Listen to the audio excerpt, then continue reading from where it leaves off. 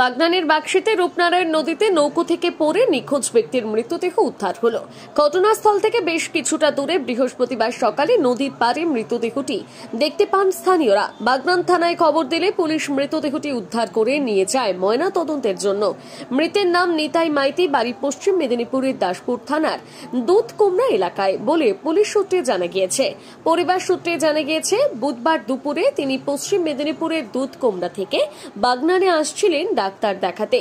রূপনারায়ণ নদীতে নৌকোয় পার হওয়ার সময় ছবি তুলতে গিয়ে অসাবধানতার বশে নদীতে পড়ে যায়।